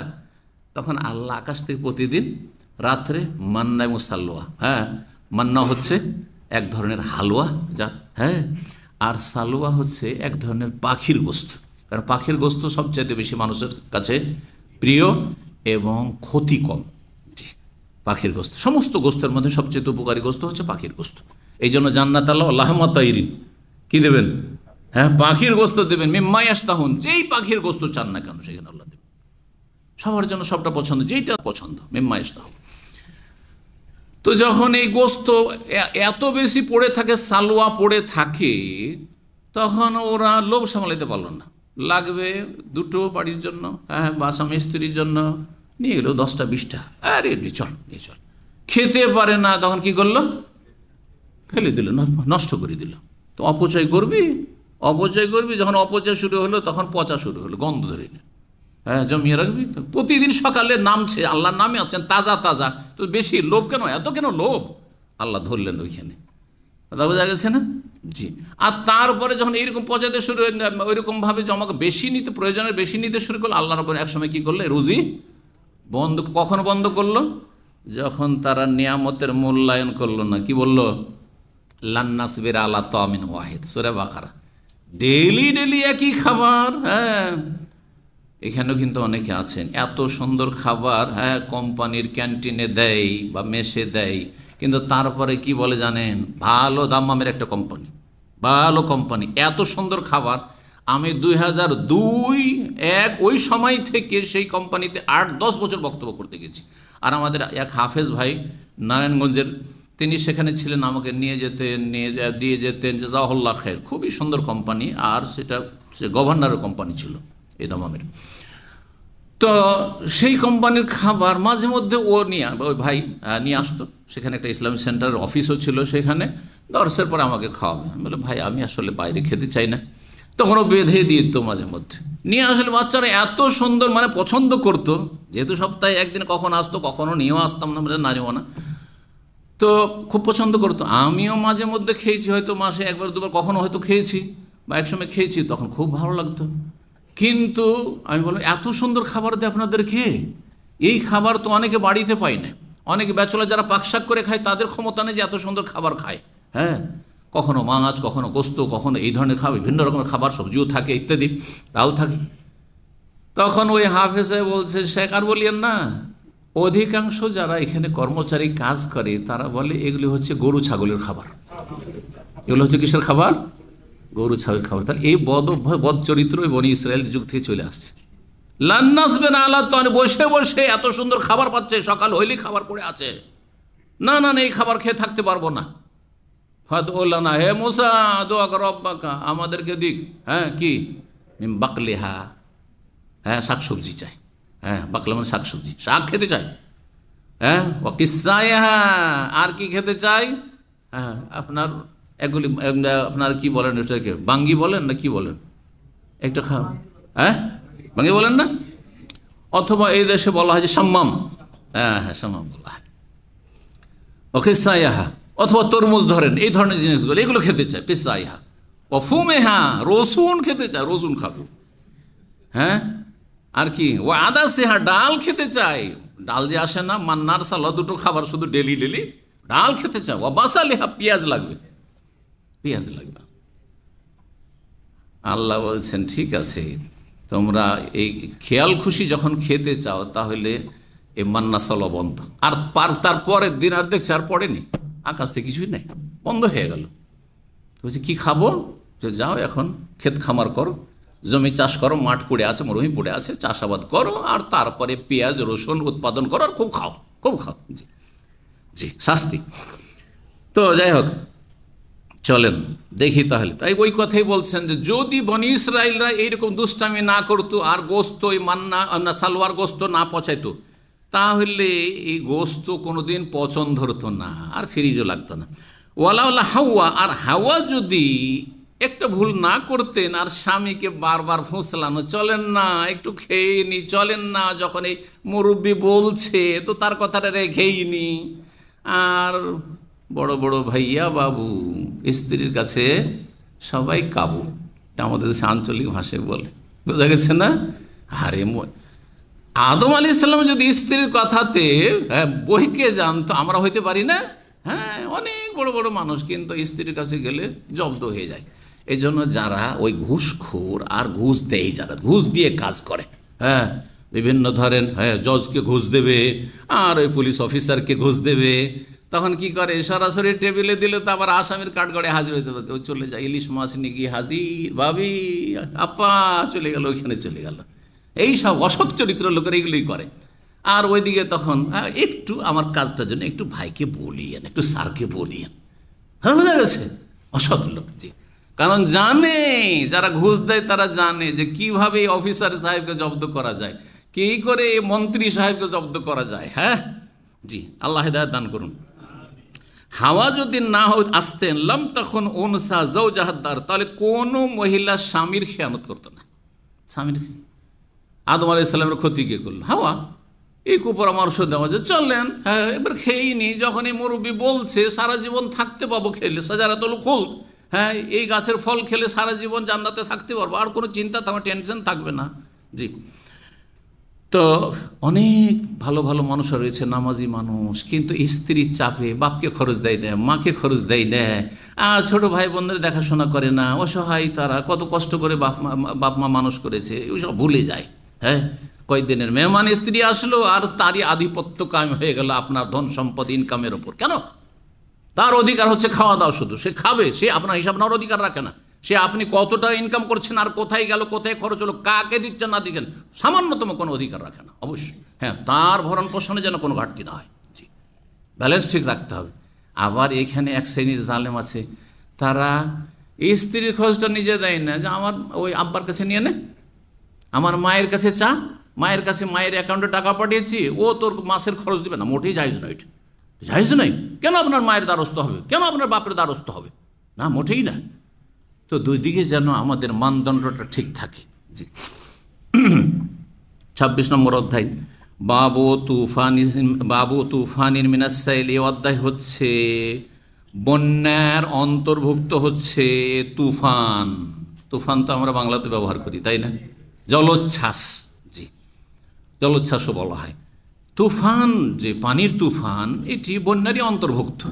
মারাত্মক ধরনের বন্যা, যেই বন্যাতে আপনার স্রোতের প্রখরতা থাকে অথবা মানুষের বড় ধরনের ক্ষয়ক্ষতি হয়ে যায়, তুফান। এই তুফান দিয়ে আল্লাহ রাব্বুল আলামিন ধ্বংস করেছিলেন নূহ আলাইহিস সালামের জাতি, কাফেরদেরকে ডুবিয়ে ধ্বংস করেছিলেন। জি, আল্লাহ রাব্বুল হেফাজত করুন মুসলিমদের। আল্লাহ রাব্বুল আলামিন যে যেখানে মুসলিম ভাই বোনরা বসবাস করছেন এবং সেখানে বন্যা এসেছে, আল্লাহর বন্যাকে তাড়াতাড়ি দূর করুন এবং তাদের বালা মুসিবত দূর করুন, তাদের হেফাজত করুন। আল্লাহ রাব্বুল আলামিন সমস্ত ক্ষয়ক্ষতি থেকে মুসলিম ভাই বোনদের হেফাজত করুন, রহম করুন তাদের মধ্যে। যারা দুনিয়া থেকে চলে গেছেন মৃত, আল্লাহ তাদের শাহাদাত কবুল করুন। ওয়ায়ুকালু লিল মওতিল কাসীরে তুফান। এইরকমই আরবি ভাষায় মহামারীকে তুফান বলা হয়। তুফান মানে যেমন বন্যাও হয়, জলোচ্ছ্বাস হয়, যে সুনামি, এটি তুফান। এক যুগে সুনামি হয়েছিল না? জি, এক একটা নাম এক এক যুগে দিয়েছে, এটা আন্তর্জাতিক পর্যায়ে বিভিন্ন নাম, কিন্তু কাজ একটা, টর্নেডো বা কিছু। তো তুফান, আর তুফান বলা হয় মহামারীকে। মহামারী কাকে বলে? আল মৌতুল কাসীর, এই জন্য বলেছে মহামারী মানে এমন মারাত্মক ধরনের, যাতে শত শত হাজার হাজার মানুষ মরে যাচ্ছে, ধাড়াধাড় মানুষ মরতে আছে, গ্রামকে গ্রাম শূন্য হয়ে যাচ্ছে, বাড়িকে বাড়ি শূন্য হয়ে যাচ্ছে মরে। যেমন মহামারীর মধ্যে একটি হচ্ছে কিছুদিন আগের করোনা, আর এক সময় ছিল আপনার বসন্ত ছিল, আমরা যখন ছোটোকালে ছিলাম তখন বসন্ত ছিল, আর তারপরে আপনার কলেরা ছিল, তারপর ডায়রিয়াও, অনেক সময় ডায়রিয়া কলেরার আকার ধারণ করে, মারাত্মক আকার ধারণ, সেটাই তখন কলেরা হয়ে যায়। তুফান। আল কুম্মাল, আর কুম্মাল সূরা আরফ আয়াত নম্বর 133-এ রয়েছে যে মূসা আলাইহিস সালামের যুগে, মূসা আলাইহিস সালামকে আল্লাহ মুজিজা দিয়েছেন কয়টি? 9টি মুজিজা। তার একটি ছিল উকুন পোকামাকড়। যারা এই ফেরাউনের বংশধর, যারা হেদায়েত হয়নি, তাদেরকে বিভিন্ন শাস্তি দেওয়া হয়েছে যাতে করে তা সংশোধন করে ধাক্কা খেয়ে ফিরে আসে, কিন্তু ফিরতো না। বলতো যে আচ্ছা আচ্ছা ভুল করেছি, আমরা সংশোধনে যাব। আবার যখন আল্লাহ সেই আযাবটা উঠিয়ে নিতেন, আবার তারাই অবাধ্যতায় নেমে পড়তো, আর তারপরে নাফরমানি করতো, মানতো না। এই ছিল একের পর এক আল্লাহ বিভিন্ন শাস্তি পাঠিয়ে। তার একটি ছিল ফারসাল আলাইহিম তুফান ওয়াল জারাদ ওয়াল কুম্মাল ওয়াদ দাফাদ ওয়াদ দামা, ব্যাং, তা পঙ্গপাল ইত্যাদি। কোম্মালের তাফসীর করছেন ইমাম বুখারী আল হমনান মানে কীট, পোকা। ইউসবিহু সিগার আল হালামে, ছোট ছোট ক্ষুদ্র উকুনের মতো দেখতে, সেটা উকুন হোক, চুলের মধ্যে যেটা থাকে, অথবা শরীরে অনেকের চামড়ায় দীর্ঘ সময় গোসল না করলে, ময়লা আবর্জনায় থাকলে, যাদের বদ অভ্যাস আছে সপ্তাহে একদিন গোসল করবে, না হলে মাসকে মাস গোসল করবে, এইরকম বদ চরিত্রের লোক আছে, তাদের শরীরে হয়ে যায় জুঁই, শরীরের উকুন। কি বলে এটাকে? দেখেছেন এগুলো, শুনেছেন? জি, আল্লাহ হেফাজত করুক। সেগার আল হালাম মানে ক্ষুদ্র ক্ষুদ্র উকুনের মতো সেই কুম্বাল, আর কুম্বাল মানে উকুন হয়। হাকিকুন, সূরা আরাফের আয়াত নম্বর 105-এর হাকিকুন, হাকিকুন মানে উপযুক্ত বা উপযোগী। হাক্কুন, হাকিকুন হাক্কুন থেকে এসে সোকেতা ফি আইদিহিম, যখন মূসা আলাইহিস সালামের জাতি বনি ইসরায়েলরা যে গরু পূজা করলো, বাছুর পূজা করলো, আর তারপরে তাদেরকে যখন তিরস্কার করা হলো, মূসা আলাইহিস সালাম যখন ফিরে আসলেন, ফালাম্মা সুকিতা ফি আইদিহিম ওয়ারাউ, তখন তাদের বিশ্বাস হলো যে না রে, আমরা যে মনে করছি এইটাই আল্লাহ, এই বাছুরকে, গরুটাকে আল্লাহ মনে করেছে। আর এমন বিরূপ মন্তব্য, আরে মূসা কোথায় কি আল্লাহকে খুঁজছে, এখানেই তো আল্লাহ, আর ও তোর পাহাড়ে গেছে আল্লাহকে খুঁজতে, নাউযুবিল্লাহ ফানাসিয়া। মূসা আলাইহিস সালাম ভুলে গেছে, আসলে রাস্তা ভুলে গেছে, নাউযুবিল্লাহ। সুকিতা ফি আইদিহিম, হাতের ওপর উপুড় হয়ে পড়লো, বা হাতের ওপর পড়লো মানে লজ্জিত, অনুতপ্ত হইল। যেই ব্যক্তি অনুতপ্ত হয় সে যেন হাতের ওপর নিজে আছাড় খায়। কুল্লু মান নাদিমা, যেই ব্যক্তি অনুতপ্ত লজ্জিত হয়, ফাকাদ সুকিতা ফি ইয়াদিহি, সে যেন তার হাতের ওপর আছাড় খেয়ে পড়লো। এই জন্য অনেকে হাতে কামড় দেয়, আঙ্গুলে কামড় দেয়। আঙ্গুলে কামড় দেওয়া মানে কি? অনুতপ্ত, লজ্জিত, তাই না? কাজটা ভুল হয়েছে। তারপরে অনেকে মাথা দেয়নি, কি করলাম হাই রে। 27 নম্বর অধ্যায়। সময় তো যথেষ্ট হয়ে গেছে, আর হাদিস অনেক লম্বা রয়েছে। ভাবছিলাম যে আজকে এই হাদিসটা সারব, কিন্তু তার আগেই কথা এত বেশি হলো যে তাতেই যথেষ্ট সময় হয়ে গেছে। সুতরাং আর বেশি সময় না লাগিয়ে, কারণ এই হাদিস হচ্ছে মূসা এবং খেজির আলাইহিমাস সালাম সম্পর্কে। মূসা খেজির আলাইহিস সালামের হাদিস পড়াইলে অন্তত এখনও আধা ঘন্টা 40 মিনিট লাগবে, আসর আজান কাছে চলে আসবে। যার ফলে এটা রেখে দিচ্ছি ইনশাআল্লাহ আগামী পর্বের জন্য। আল্লাহ রাব্বুল আলামিন যেন আমাদেরকে এই সহিহ বুখারীর যথাযথ খেদমতের তৌফিক দান করেন, আমাদের এলমে, আমলে, দিনে, দুনিয়াতে বরকত দান করেন। যেসব ভাইরা এখানে ধৈর্য ধরে এবং জুমা মসজিদও বসে থাকলেন, আল্লাহ তাদেরকে উত্তম প্রতিদান দান করেন, রুজিতে আল্লাহ বরকত দান করেন। যাদের কাজকর্ম নেই তাদের আল্লাহ ভালো কাজের ব্যবস্থা করে দেন। যারা বিভিন্ন দুশ্চিন্তা আছেন দুশ্চিন্তা মুক্ত করেন। যারা কোনো অশান্তিতে আছেন অশান্তি দূর করে দেন। সার্বিক শান্তি আপনাদেরকে আমাদেরকে সকলকে দান করেন। আমাদের ছেলে মেয়েদেরকে আল্লাহ নেক হায়াত দান করেন। এবং আবার দোয়া করি, বাংলাদেশে যে বন্যা এসেছে বা যেখানে মুসলিম বিশ্বে যেখানে মুসলিমরা বসবাস করে সেখানে বালা মুসিবত নেমে এসেছে, আল্লাহ তাদের বালা মুসিবত যেন দূর করে দেন। এবং যারা সেখানে হতাহত হয়েছেন, যারা মারা গেছেন, তাদের উপর রহম করেন, জান্নাতুল ফিরদৌস দান করেন যদি তার ইমানের অবস্থায় গিয়ে থাকে। আর যারা অসুস্থ রয়েছেন, পীড়িত রয়েছে, তাদেরকে সুস্থতা দান করেন। যারা বিপদে নিমজ্জিত হয়েছেন, বিপদ আপদে রয়েছেন, তাদের বিপদ আপদকে আল্লাহ দূর করে দেন, বালা মুসিবতকে দূর করে দেন। এবং জীবন, ধন সম্পদ, পরিবার পরিজন, গবাদি পশু সব কিছুর আল্লাহ হেফাজত করেন। আল্লাহ রাব্বুল আলামিন আমাদের গুনাহ খাতা মাফ করেন। পাপীদেরকে আল্লাহ হেদায়েত দান করেন, যাদের পাপের কারণে আল্লাহর আযাব নেমে এসে থাকে। এবং সৎ লোকদেরকে আল্লাহ রাব্বুল আলামিন আরও ঈমানি শক্তি দান করেন, যাতে করে তারা বালা মুসিবতে সবর করতে পারেন, যেটি তাদের জন্য গুরুত্বপূর্ণ ইবাদত হবে এবং উত্তম প্রতিদান পাওয়া যাবে। আল্লাহ আমাদের সকলকে তৌফিক দান করেন। ওয়া সাল্লাল্লাহু আলা নবিয়িনা মুহাম্মদ ওয়া আলা আলিহি ওয়া সাহবিহি আজমাইন।